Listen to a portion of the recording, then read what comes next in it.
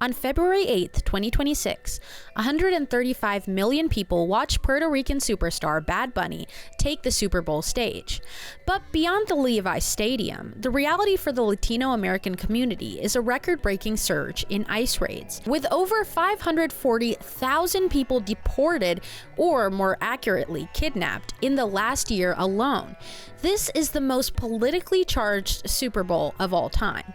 For millions of Americans, the stakes aren't the outcome of a game. For 68 million Latino Americans, the stakes are whether this halftime show can shift the American psyche back to a place of shared humanity, or if we are simply continuing to be entertained by a culture that our government is simultaneously trying to eradicate. According to a 2026 report by the American Immigration Council, we are currently witnessing a staggering 2,450% increase in the detention of people with absolutely no criminal record. This isn't just about digging up bad seeds. It's a systemic sweep of neighborhoods, workplaces, of families being torn apart. The 60th Super Bowl was heavily defined by a political and cultural uproar surrounding Super Bowl halftime show headliner Bad Bunny. Bad Bunny, born Benito Ocasio, is a Puerto Rican rapper and singer. As of early 2026, he became the first Latin American artist to win Album of the Year at the Grammys for an album primarily in Spanish. He's not only a 6-time Grammy Award winner, he's one who boldly stated, "Ice out." Before I say thanks to God, I'm gonna say ice out.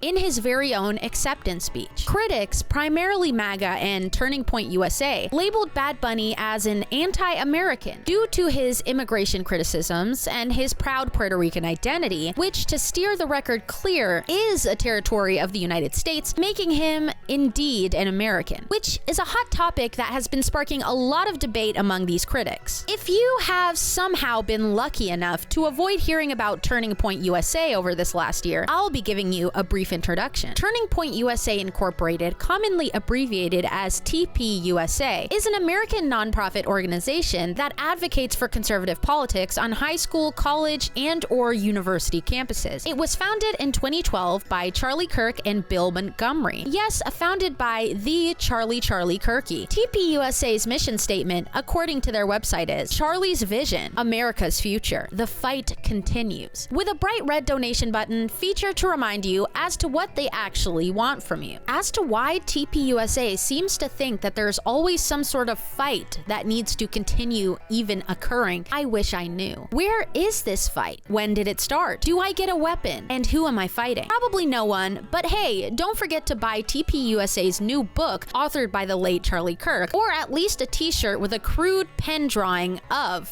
the very same deceased founder, Charlie Kirk. But regardless, you've probably already heard or seen Turning Point USA and their antics without even realizing what it was or how it came to be, as TPUSA is notorious for going viral online for their blatant harassment and attempted brainwashing of not only college students, but unfortunately even those still in high school, as I mentioned previously. Here's an example of the type of rhetoric they push in hundreds of US high schools and colleges. Having as part of your curriculum are two different things. So curriculum is what is different than freedom of speech, correct? Because curriculum is actually what's voted upon and what you're tested on. So no, critical race theory should not be in the curriculum of taxpayer-funded school. Well, at least that's what they used to do. Now TPUSA's activities are limited to Erica Kirk's extended grief tour, featuring a glittery jumpsuit, cartwheels, pyrotechnics, and of course, Nicki Minaj. However, there has been student backlash, according to TPUSA's website. Some schools, like Georgia State, make sure that they don't feel welcome pushing this rhetoric in their schools.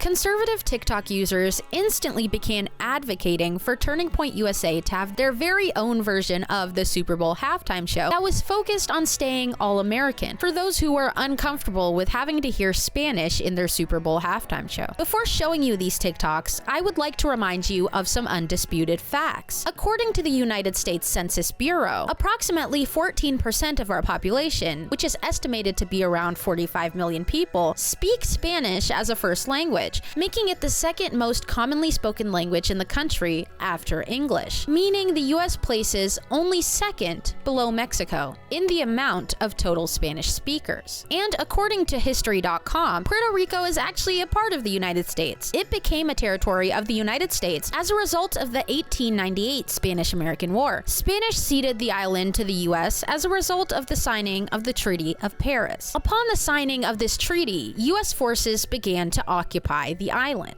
This take on the Super Bowl halftime show by user Cash Money on TikTok garnered a lot of attention online and sparked an avalanche of discourse and conversation, mostly focused on her opinion that Puerto Rico was not a part of the United States. It's not because he speaks Spanish, it's not because he's from Puerto Rico, it's because he's anti-American, and he would be performing at the most American event.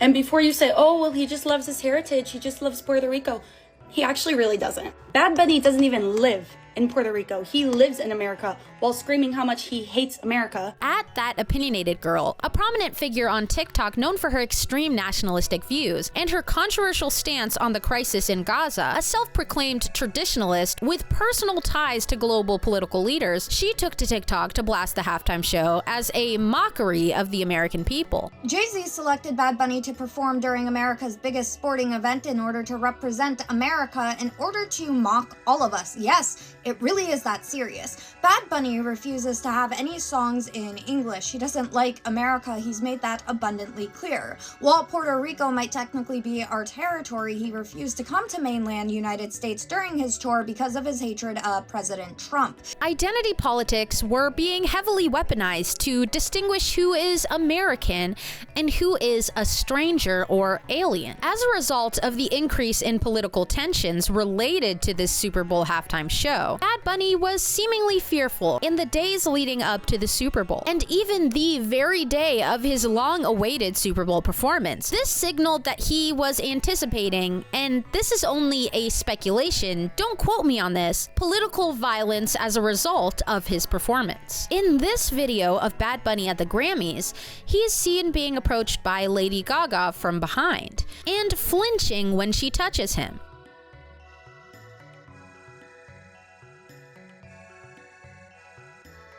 This ignited and further fueled the rumors that he was on edge, and in anticipation of a violent event taking place. Not to mention, he literally showed up to not only the Grammy with a bulletproof vest underneath his suit, but it's suspected at the Super Bowl halftime show itself. As to give a little bit more context as to why Bad Bunny may have been exhibiting fearful and cautious behavior relating to his then upcoming Super Bowl halftime show performance, we must take it all the way back to the beginning of 2025 and its heavy political tensions regarding immigration. Puerto Rican superstar Bad Bunny making history with his first ever residency. Bad Bunny said you were lit.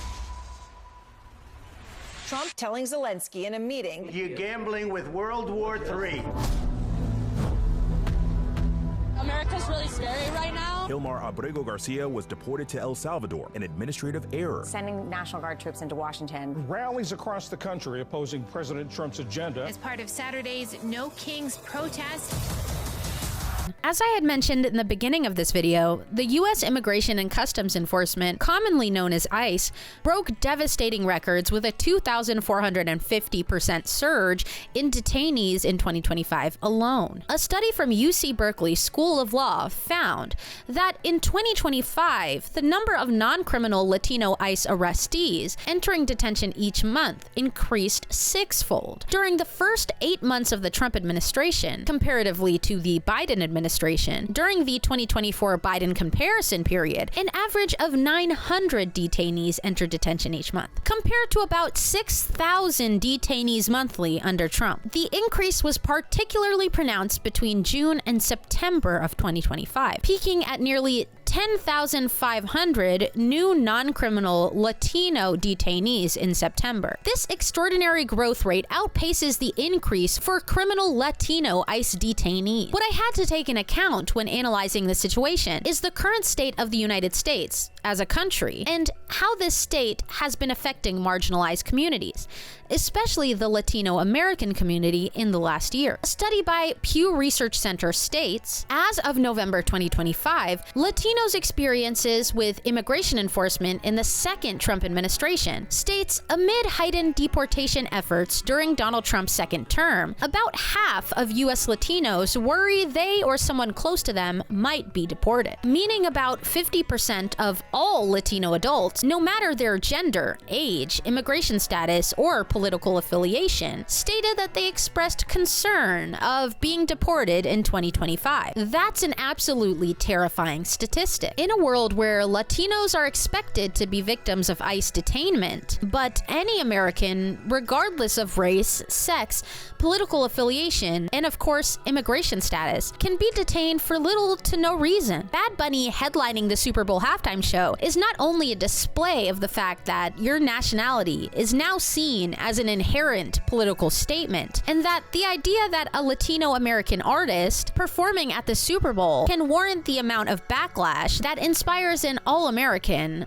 / all-white alternative halftime show. Some viewers wonder, why would it even be a concern in the first place if he wasn't American? Even citing previous Super Bowl halftime performances, such as those of Rihanna and Shakira. But the 2026 reaction was different because the melting pot era is dead. We've moved on far from an era of inclusion to one of, how I like to put it, of nationalistic chaos, where diversity is no longer seen as a value, but as a provocation. This is why a Spanish performance in 2026 isn't just a concert anymore. It's a highly charged political statement.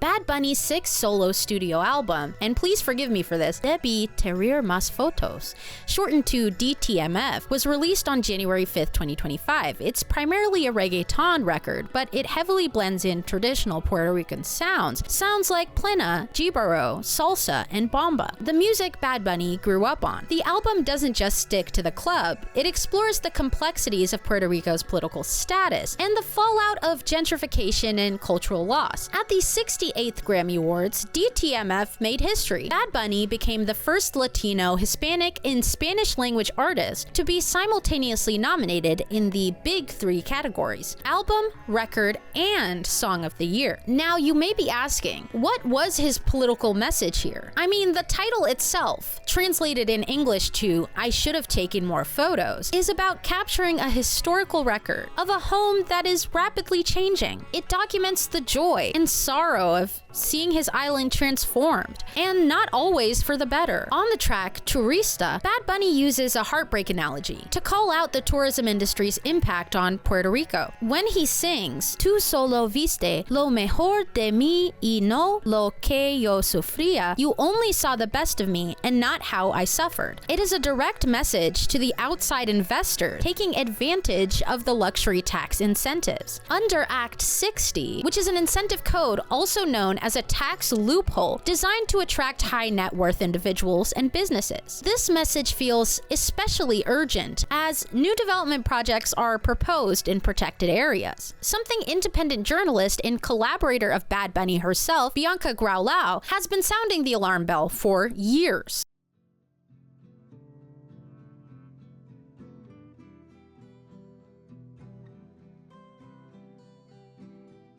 When Green Day joined the lineup weeks after Bad Bunny was announced, I felt conflicted. I'm always down for celebrities using their platform for good, but I can't ignore the pattern here. It feels like Green Day was called in to soften a political blow. If Bad Bunny was the sole performer, the show would have been a 100% Spanish language production, which was the main grievance from all the all-American critics. My theory, Green Day was brought in as emergency white people. Even though they publicly agree with the message politically, their whiteness functions as a shield. It's useful for Bad Bunny, sure, but when you look at why that shield is even needed, you realize how much avoiding white supremacist violence is baked into the day-to-day survival and decision-making of marginalized people. At the end of the day, Green Day played it surprisingly safe. Maybe they didn't want to overshadow Bad Bunny, or maybe they were practicing backlash prevention by not being too forthright with their beliefs. They let their politics be assumed. And, of course, they played American Idiot. Viewership stats show TPUSA's halftime show reached about 6.1 million people, compared to the NFL's staggering viewership of 135.4 million. Bad Bunny arrived on stage in an almost regal, all-cream outfit, which was a major cultural signal before he even opened his mouth. The most powerful visuals weren't the guest stars. It was a small VHS TV playing his recent Grammy speech. Next to it stood a young boy who was handed a Grammy by Bad Bunny himself, becoming a symbol of the kid who never thought he'd become the face of Puerto Rico. It was a moment of visibility for the dreamers out there, regardless of immigration status. The cameos this year were carefully calculated. Lady Gaga appeared and sang in English over a Latin backing track, which could be a jab at the concept of needing an emergency English-speaking white person. While Ricky Martin also made his appearance to bridge the gap and honor the history of Latin pop. Other icons of the Latin American diaspora, such as Cardi B, Pedro Pascal, and Jessica Alba, also made their appearances on that stage as proof of successful, visible citizens that the all-American counter-narrative wants to ignore. This was the smartest play of the night. When Bad Bunny exclaimed, "God bless America," he didn't just mean the 50 states. He listed every single nation in North and South America. He redefined the map, reminding a global audience that America is a continent, not simply defined by borders. Flags from across the Caribbean and Latin America, including the anti-colonial Puerto Rican flag, were proudly displayed. While he shouted out a whole continent, the billboards at Levi Stadium flashed his core message: the only thing more powerful than hate is love. It was a direct response to the nationalistic chaos happening outside those stadium walls. Writers at Elle magazine ponder, perhaps the most emotional part of his performance arrived near the end, when he wholeheartedly shouted, "God bless America." He then proceeded to say the names of each nation on the North and South American continents, including those in the Caribbean. He was flanked by a group of people carrying the flags of these respective countries. He even held up a football inscribed with the words, "Together, we are America." Then came the Turning Point USA's All-American Alternative, frontlined by Kid Rock. Twins. Why is every guy in America waiting for these chicks to turn 18? And a lineup of country artists named Lee Brice, Gabby Barrett, and Brantley Gilbert that, let's be so honest, literally don't sound like the names of real people. I mean, I at least expected them to get Post Malone, or at a very bare minimum, Morgan Wallen. But alas, the TPUSA's halftime show was a dumpster fire. It was framed as a return to traditional values, but it felt more like a low-budget temper tantrum. While 135.4 million people watched a global superstar celebrate an entire continent, only 6.1 million tuned in to watch Kid Rock allegedly lip-sync through a pre-taped set. Very badly at that, might I add. Here's a clip so you can decide for yourself.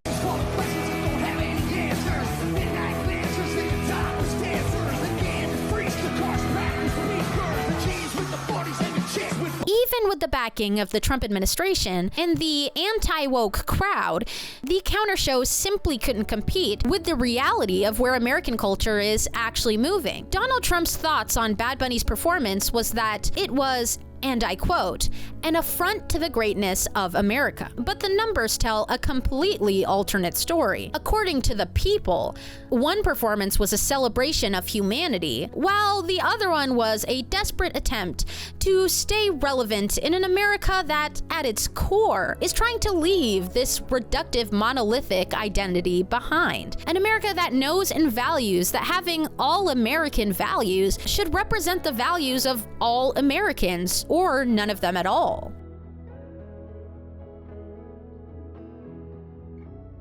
what seemed to really stick with people, as what happens every year, were the ads that the Super Bowl had to offer. But for this year, it was for leaving a much more sinister impression on the minds of the millions of Americans watching. The Super Bowl commercial breaks aren't simply an intermission, they are a direct mirror reflecting the current culture of America, the zeitgeist of our nation in 2026. In 2026, it's one where the physical is being cannibalized by the digital. We did not see ads for cars we can drive or physical products that we can touch. We saw a lineup of ghost products, GLP-1 weight loss injections, colloquially known as Ozempic, which is in short diabetes medicine that makes you scarily skinny, ill-intentioned flashy crypto ads, new AI platforms being debuted, as well as a few AI-generated advertisements in themselves, although not as many as critics claimed. It was a 60-minute broadcast telling us that our bodies, our money, and our thoughts are now officially property of the cloud. One off-putting example was GenSpark AI's Ferris Bueller advertisement. By resurrecting a 63-year-old actor's career to promote a workplace assistant, the message was loud and clear. AI can do your job faster, better, and without the need for a day off. By weaponizing the nostalgia of a generation of people who are most likely to use AI when prompted to, the creative class is up for certain extinction. When $8 million ad buys are being produced by a team of AI chatbots rather than hundreds of unionized film writers, we are no longer watching progress. We're watching the erasure of not only creative human labor, but all human labor. Then there were the Ring search party ads. It was expertly packaged in a lost dog sort of trope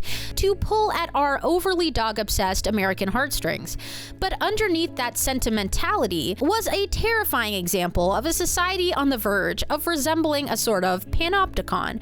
Ring told us that our AI-enhanced cameras are constantly scanning our streets, creating an almost seamless community-funded web of surveillance, which is exactly to be expected after Oracle, along with other US investors, including Silver Lake and MGX, officially completed a deal to take an 80.1% stake in TikTok's US operations. On January 22nd, 2026, suspiciously very close in time to the 2026 Super Bowl itself. Now, you may be asking, what is a Panopticon? What does that mean? And I'm going to be answering. So, the Panopticon is an architectural concept in which prisoners are being watched by a central tower they cannot see. Think of it as a sort of double-sided mirror, because they never know when they are being watched. So they eventually begin to police themselves. By turning our neighbors into participating observers, Ring has effectively moved the prison walls to our own front porches. You aren't just being watched by the state, you're being watched by the person next door, and they think that they're doing you a favor. It's a concept that briefly encapsulates the nature of a surveillance state. And it's a concept that is commonly referenced when talking about the concept of a surveillance state.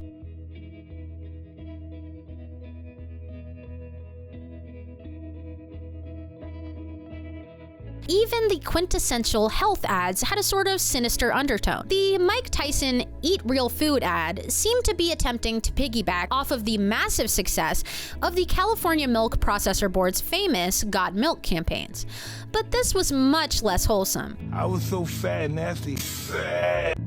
345 pounds. Fat and I had to kill myself. Fat.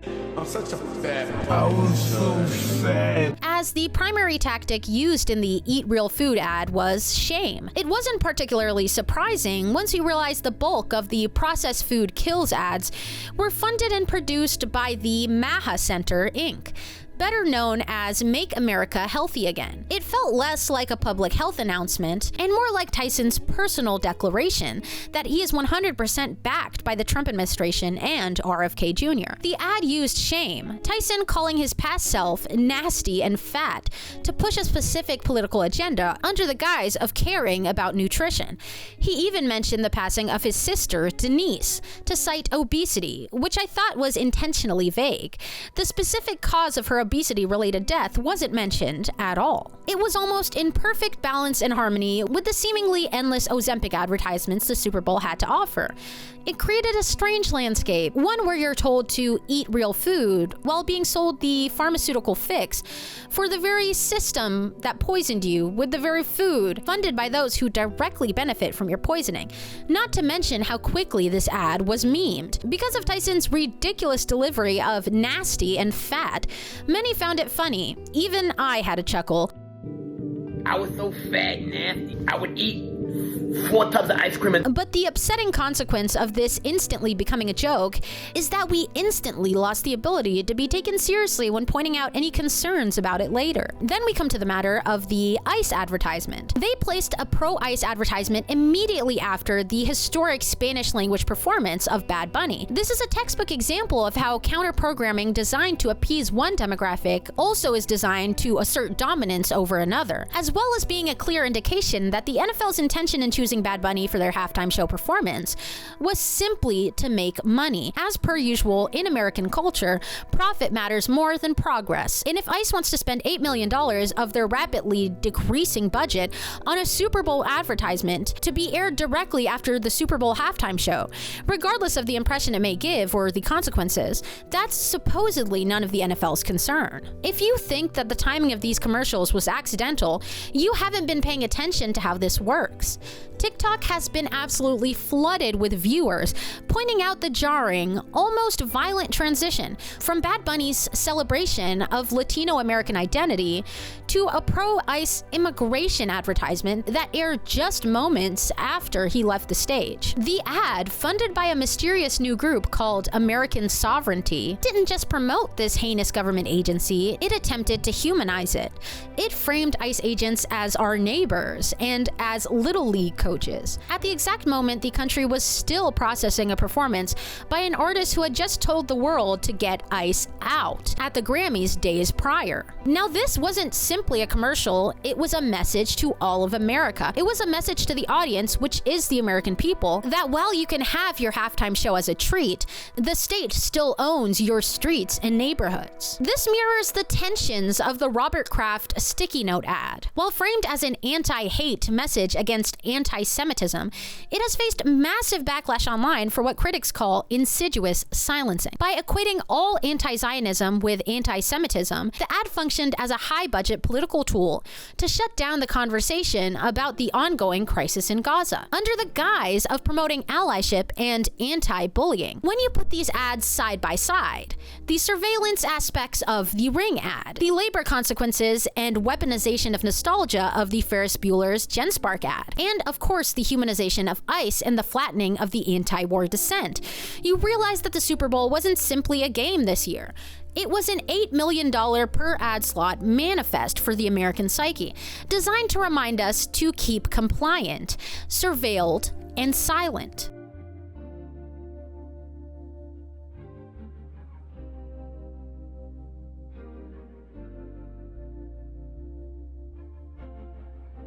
I thought it would be unfair to simply touch on the NFL Super Bowl advertisements, so I have to talk about what TPUSA's show had to offer in terms of ads. If the official Super Bowl was selling us pharmaceutical fixes and shame about our health, the TPUSA stream was selling us existential recruitment. Before the show even started, viewers were hit with a 15-minute countdown of ads that felt more like a call to arms than a commercial break.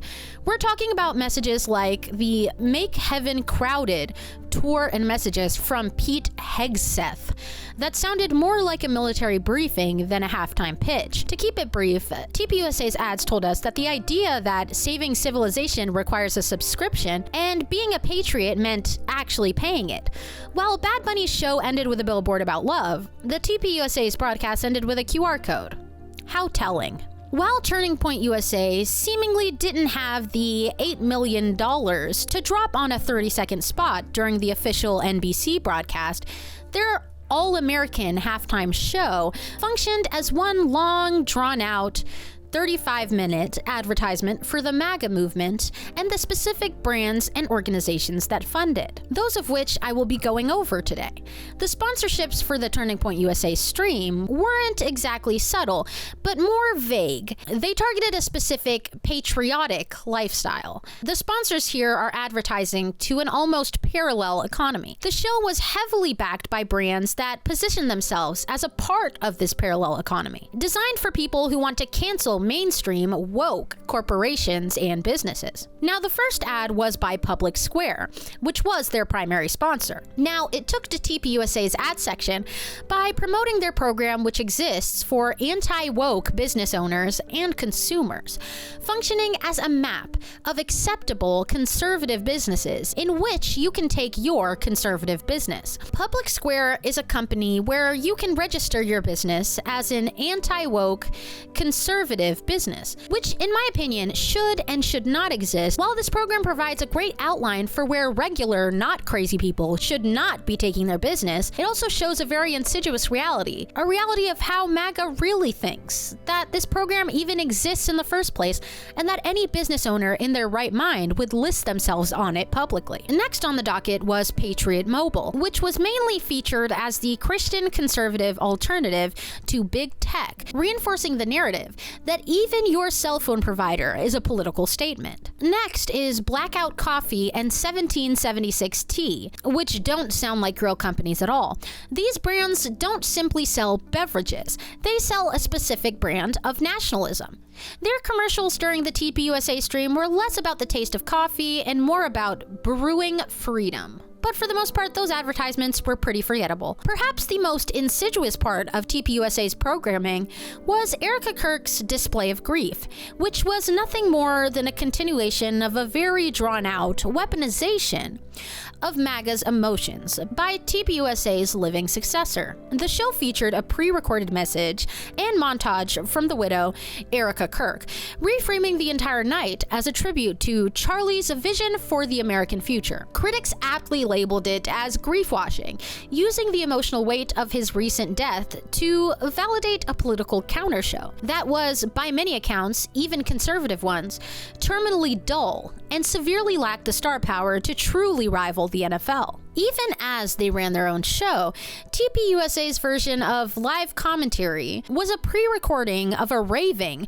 focused on the official halftime performance. Hosts like The Officer Tatum and Charlie Kirk's successors spent the broadcast pre-shaming the Bad Bunny performance, calling it woke garbage and even taking the pornographic angle before it even started. This was a calculated and lazy move to ensure their audience felt a sense of moral superiority for watching a show centered around faith, family, and freedom instead of the liberal circus at Levi's Stadium. If the main Super Bowl ads were the digital Panopticon, watching us through our Ring cameras and tracking our Ozempic usage with an AI app, then the TPUSA show was the cultural Panopticon. It's a space where you are watched not only by cameras, but by your own peers. You're told where to spend your money, what to believe, and who to mourn, all under the familiar and overused guise of freedom. Both sides of the screen are trying to tell you that someone is watching, and in 2026, the only way to be safe is to pick the right side and to stay in your lane.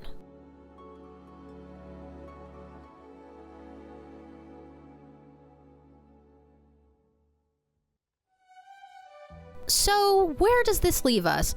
The TPUSA protest show peaked at roughly 6 million viewers. Bad Bunny's halftime show, sponsored by the NFL, reached 135 million. Even among Republicans, 13% chose to watch the Puerto Rican superstar over the all-American alternative. If this was a fight for the opinion of America, the scoreboard is pretty clear.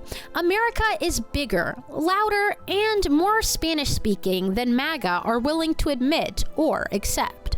While these are the statistics according to my own research, TikTok user at KCLMFT suggests that it had a staggering 3% of viewership. Less than 3% of the people watching the Super Bowl tuned into the TPUSA halftime show.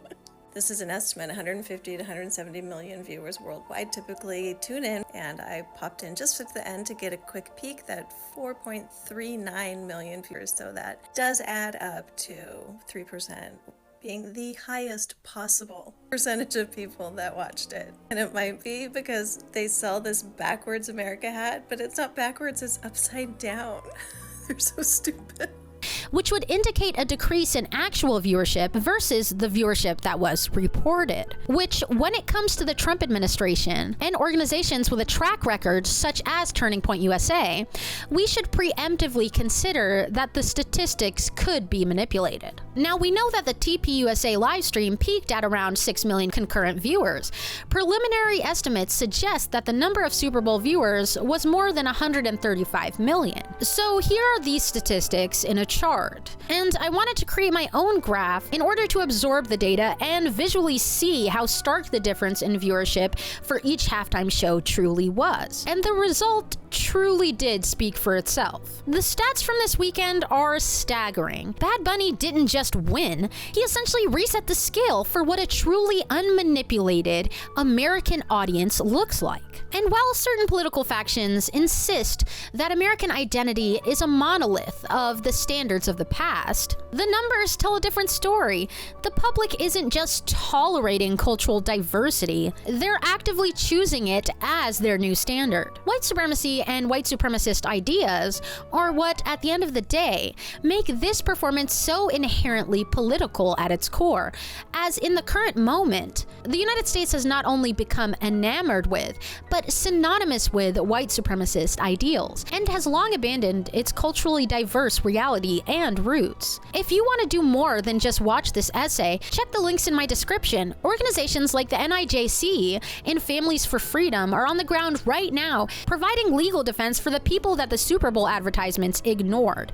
Don't just celebrate their culture, protect the people who foster it. I've also pinned a comment with direct links to organizations like IDP and Families for Freedom. If this video moved you or struck a chord with you in any way, that is where your energy needs to go next. And before you go on to make the world a better place by donating to these foundations who are helping families who have been victimized by ICE get back up on their feet and reunite with their family members, make sure that you give my channel some love as well. It would mean so much to me if you could like, comment, and subscribe if you enjoyed this video. And if you enjoyed this video, I'd like to say thank you. I'm glad you enjoyed it, and I very much enjoyed making it. If you have any suggestions, feedback, or ideas, please feel free to comment them below and I'll consider them. Thank you so much for watching again, and I'll see you next time.